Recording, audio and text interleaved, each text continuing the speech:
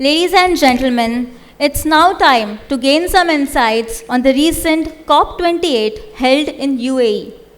And to give us those insights, I feel honored to invite Shri R.R. Rashmi. Sir is former Special Secretary, Ministry of Environment, Forest and Climate Change. Shri Rashmi, an IAS officer of 1983 batch, is currently engaged with the Resource Efficiency and Governance Division of the Energy and Resources Institute as a Distinguished Fellow. At TERI, Shri Rashmi works on issues relating to climate policy, strategy, carbon markets, and environmental sustainability. Sir is an expert on climate change related policies, strategy, actions, and international negotiations. He has been involved with formulation and implementation of public policies of the central and state government in the field of environment, commerce, and finance for over 35 years. Over to you, sir. Thank you very much. And once again, a very good morning to all of you and to my colleagues on the panel and the dais here. It's an extremely important subject that we are discussing. You know, this whole business of climate finance. And there is still a confusion, as Mr. Tiwari was pointing out, whether it is climate finance or green finance. But finance for sustainable investment, that is the real issue. Fortunately, the entire world is now geared to this thinking that we need to move towards a sustainable state of investments and finance everywhere, across all sectors. And this thinking has been developing over the last about 25 to 30 years.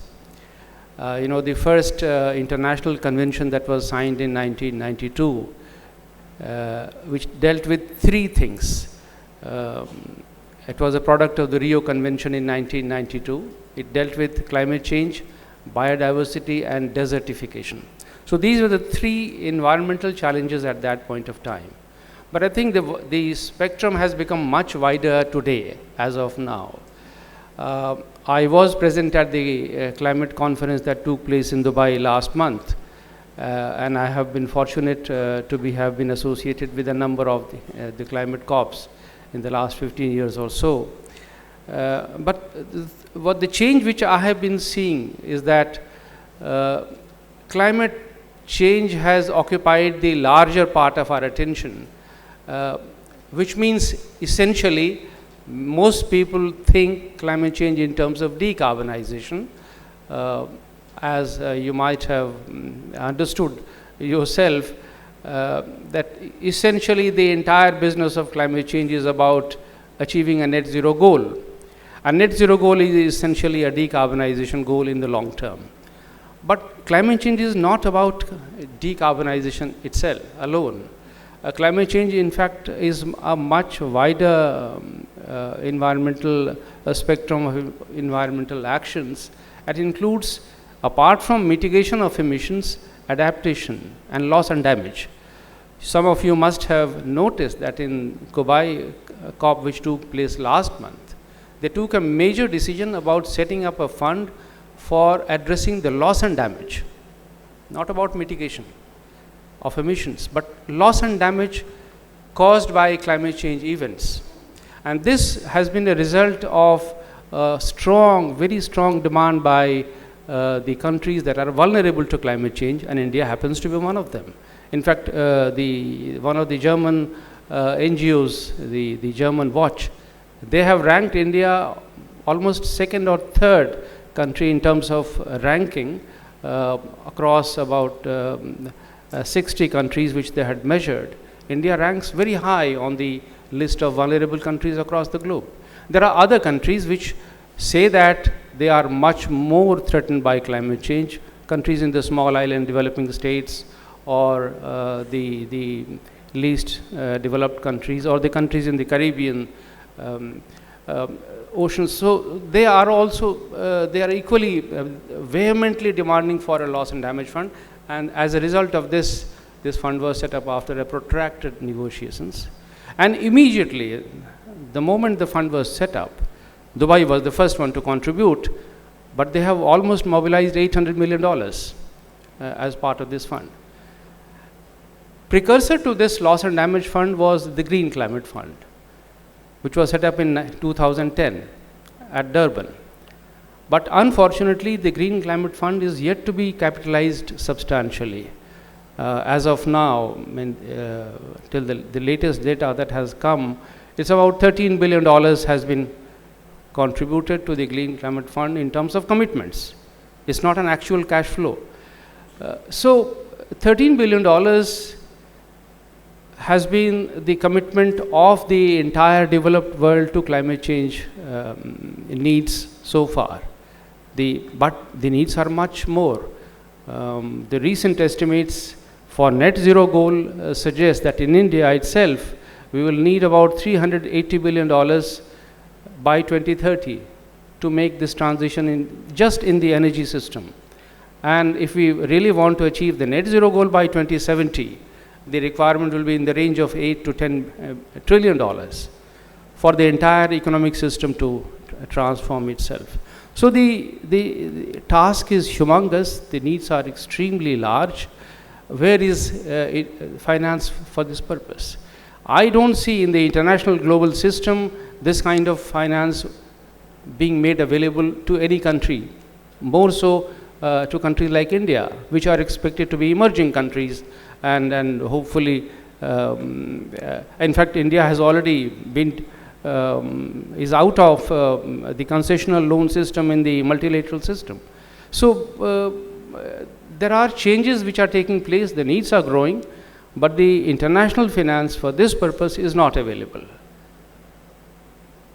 Unfortunately, the indications are that the most of the developed countries whose obligation it is to provide resources to developing countries under the Climate Change Convention, they will have to look towards their own resources, their own financial system, or maybe they will have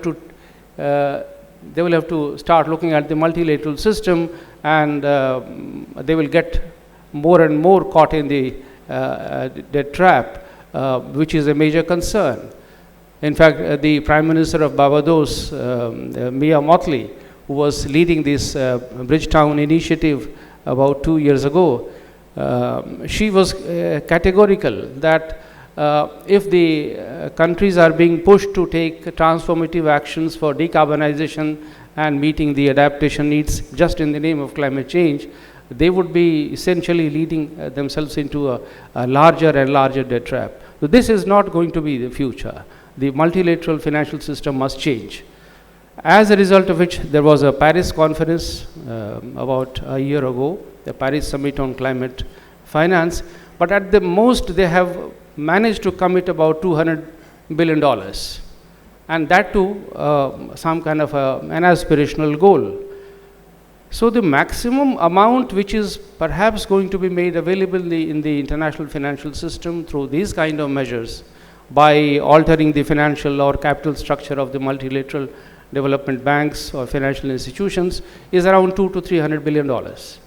But that's certainly not going to meet the requirement which countries have. In India itself, as perhaps one of the panelists has pointed out, and the larger estimates which have come out, is about $8 to $9 trillion for net zero goal by 2070. So how do we generate this kind of finance is the real question. And I can tell you with some experience in this process that this kind of resources are certainly not going to come from the financial system abroad. The corporates, the investors, they are able to raise funds in the capital market abroad, but there is always a cost differential. You will be able to raise funds at a cost which would not be consistent with the goals that we have. So here is a difficult question. You are able to raise finance. There is enough liquidity in the system, domestically and internationally, but at what cost? Is it enough to finance the green operations which we have in mind? That is the real question. I don't have answers for this. I'm sure the people who are involved in this process, at least there are 4 elements that I see: the corporates, the government, the banking, the commercial financing system, and of course largely the international players. None of these have full answer. Some of the estimates that we have seen say that 80% of the total green finance in the country is currently raised by the domestic financial system. It's only 20% is being financed internationally. So 80% of the resources which are being generated within the domestic financial system, how can we nudge them towards greener operations if there is a cost differential in raising of the cost and funding these transactions? So you are, I'm sure the other panels which are going to take place will find some answers to this. But I can give you some information on the kind of thinking which is taking place in the government circles and in some of the regulatory circles. The Ministry of Environment has come up with what is called long-term low emission development strategy. This was presented by the Minister of Environment at the previous COP before Dubai. Now, this is just an aspirational strategy which will be played out in the next 5 years or so. India as a country is expected to come up with its next nationally determined contributions, or you might call climate change goals, in 2025. That and not just India, but all other countries are expected to come up with the next round of NDCs in 2025. So that will be the time when our targets will have to be revisited, and this long-term strategy which is being worked out will inform that process. But what is critical in this is a sectoral roadmap. Across the economic system, the emissions arise in different sectors. The adaptation needs arise in different sectors. So all of those needs will have to be quantified, and the kind of targets which we will need to set for ourselves, the kind of instruments which we'll need to use to achieve those goals will have to be laid out in this sectoral map. That is still a work in progress. But the Ministry of Finance and the Ministry of Environment and other key ministries like Power, Ministry of Petroleum, Agriculture, they will be involved in preparing this roadmap, and I'm sure they will be consulting the other players like you in this process. But a final result of that will be seen in 2025. The current climate change goals that we have at the moment of 35% reduction in emission intensity, perhaps it might have to be revisited, because there is a global goal of a 43% reduction in emissions over 2019, which would mean that a large country like India, which is contributing almost 4% of the global emissions, will have to take some responsibility. That is almost going to be certain, although there are implications there. So this is the kind of process which is taking place because of the global compulsions in the national target setting process. It will have implications for all of you. The financial system will have to gear itself to this task. The regulators are aware of this need. So this is a good message, that people are aware of the impending challenge, but I am not sure if we have the full solutions available to us, and that is, of course, depends on the kind of insights and inputs that all of you provide. So let me stop there, and thank you very much for this attention.